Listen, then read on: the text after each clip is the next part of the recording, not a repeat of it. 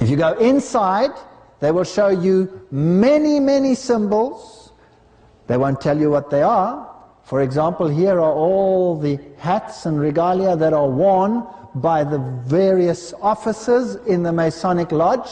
And the very highest one is the one on the top there.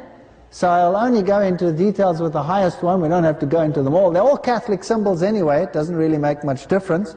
You'll find these symbols on all the Catholic orders. You'll find it in the Vatican. You'll find it all over the place. It's run by Catholicism. It is Catholicism in another garb.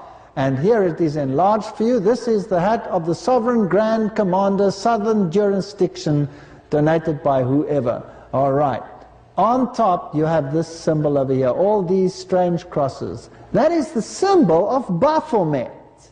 Now, who was Baphomet? Why would the Sovereign Grand Commander of all Freemasonry here in this country have Baphomet's symbol? There you have the Sovereign Grand Commander, Henry C. Clausen, wearing the symbol of Baphomet. This is the symbol. It was also worn by Aleister Crowley, the most vile individual that you can imagine. Forget about him. This is Baphomet in its male and female form. That's why you had the female with the finger on the mouth, which stood for Horus or Hippocrates or Isis. It makes no difference. And here you have Baphomet on the centerpiece of the main Masonic temple room at the headquarters of the Mother Supreme Council of the World in Washington, D.C. The symbol of Baphomet. Now listen to these names. This is the temple room of the headquarters of the Mother Supreme Council of the World in Washington, D.C. Who says she's the mother of all the churches? Rome. And Freemasonry is the occult arm, the one that calls a spade a spade. They don't tell you, but they give you all the symbols, and if you study the symbols, you will be led to Lucifer. And if you come higher and higher and higher, eventually, imperceptibly, you change until you are chained. And in the highest level, you worship him directly, luciferically, occult. Here we have the symbol as it was used by Aleister Crowley of Baphomet as well. And this is the Lemmic order of the Golden Dawn. That's the New Age, when Lucifer will be enthroned. We've already dealt with the New Age movement, and the law is do what thou wilt, not what God wants you to do. God is not in the equation. When you go into this fantastically large lodge that you have down there, which is now a museum where you can actually go into it yourselves, you will find against the windows all the symbols of Catholicism. I showed you these symbols of the sun god. And then blatantly in the middle, you have this one, which I have enlarged for you over there. It is the Sacred Heart. Where do you find that symbol? In Roman Catholicism, with the flame of Lucifer and the letters IHS, Isis, Horus, Seb, as you had it in the Jesuit order. So what is Freemasonry other than the Jesuit-controlled Luciferian worship? And you heard their oath. You know what they're about. And you know what they will do to get any country whatsoever to be subservient to the Pope. Does that include the United States of America? Yes, it certainly does. Well, I was flabbergasted. I was so excited to find all this interesting stuff. Here you have this deity climbing the steps. That's a Masonic symbol of working your way to heaven. And he's one of the scribes. Now he's a symbol of the deity. Now they told us that this one is very special and that this art is something that is totally lost. This is an original. When it gets night, he turns black. You see that? Totally black. Now, who was worshipped as white and as black? Osiris. Osiris. Now, Masons meet at night. The Bible calls them children of darkness. And at night, they worship in the occult system, the dark side. So you can be a Satanist, and you can, like Aleister Crowley, you can be a Satanist and a dark side occultist and be prominent and well respected in Masonry, or you can be on the light side and climb onto a pulpit and preach. You can do that, like many prominent Masons. You look up the prominent preachers, I had them on the screen. Norman Vincent Peale, 33-degree Freemason. Now what does that mean? It means that he worships the devil. That's what it means. I'll prove it to you. I don't say things without proving them. I mean, I could go heaven knows where for that, right? Let's have a look. In this temple, you have the Egyptian room. You have the Egyptian deities. There's Anubis. Now, if they have nothing to do with these deities, if they are a good Christian organization, why do they have all the symbols? Why do they have the serpent with the eagle's wings, symbol of Lucifer? There he is in your local one here at Tulsa. There you have the scarab beetle with the wings, and you have the frog deities, and there you have the same symbol that you have on the front.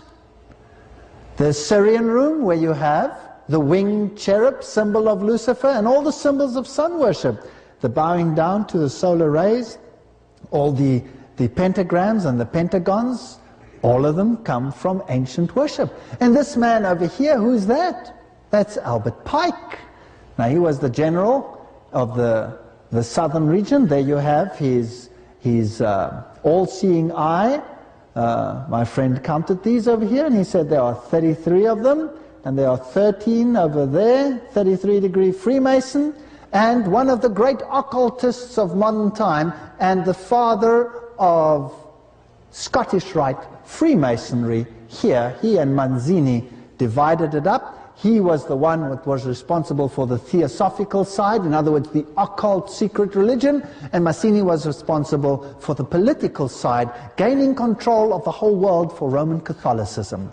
That's what it is, gaining control for the dragon who gives his power and his seat and great authority to Rome. Let's have a look what this man teaches. By the way, Masonry says that this man never said this, that, and the other, and that he was a wonderful person, and that some even deny, he wasn't even really high up or had nothing even to do with Freemasonry when they get into a corner.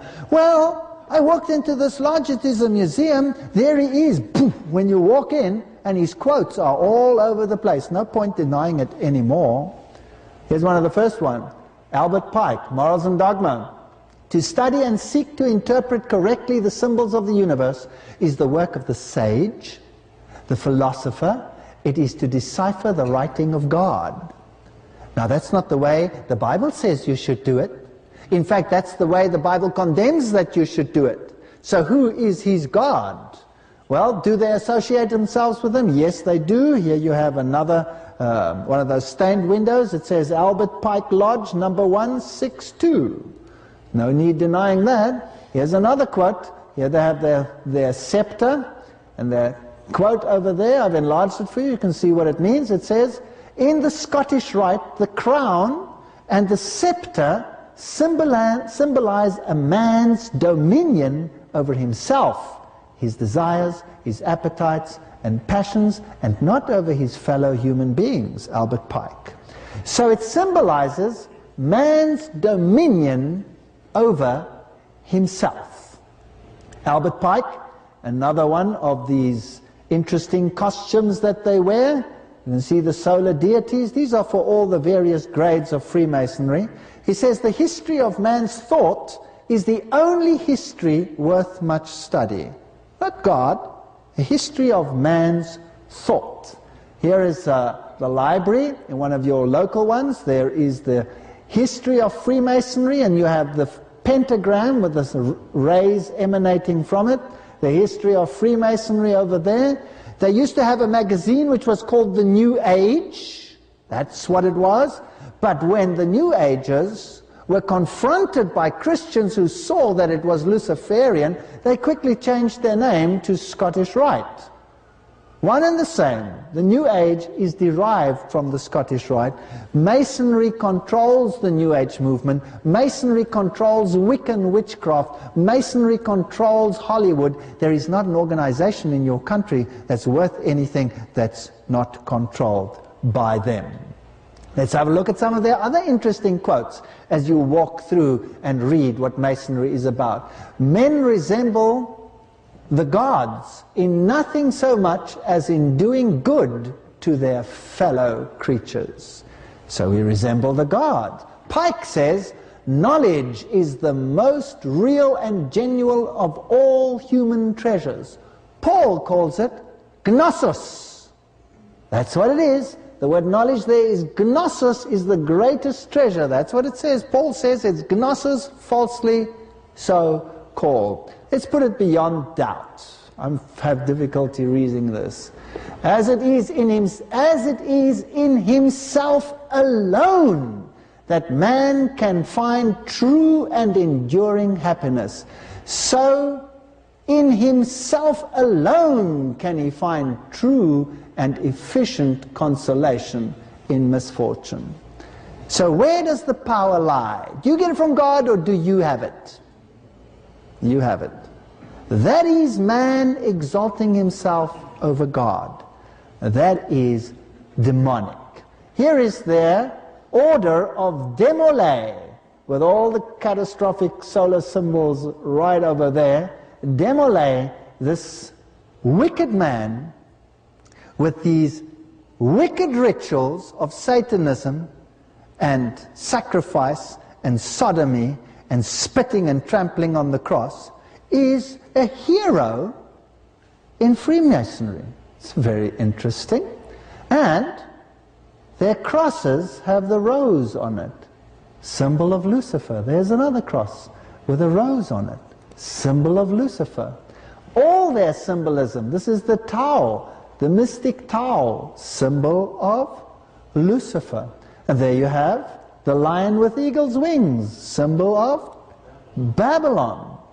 Mystic Taus as well. In this window, these are huge windows, and I've enlarged this one for you because it's very interesting. You have the double-headed eagle, but here they don't even hide what they're trying to tell you, because they have the white and the black, the two aspects of Osiris, the dark side, the light side. Isn't that interesting?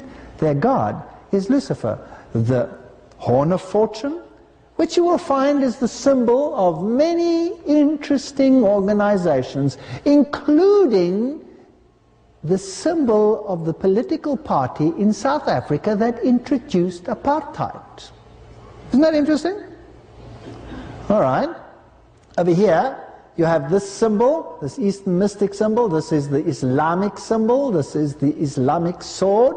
This is the Islamic arm, because Islam and Catholicism behind the occult scenes are one organization. One organization. That is why you don't hear one complaint from Rome about what Islamic countries do with Christianity that preaches the Bible. And then, of course, that symbol which we've already discussed. Let's ask Masonry some questions. Is Freemasonry a Christian organization? Now, we'll quote from the Encyclopedia of Freemasonry. I showed you that in their big library the other day, not just now. If Freemasonry were simply a Christian institution, the Jew, the Muslim, the Brahman, the Buddhist could not conscientiously partake of its illumination. So, it's everything. Is Freemasonry Christian? Freemasonry is not Christian, nor a substitute for it. Masonic friend. Well, the man told us the same yesterday.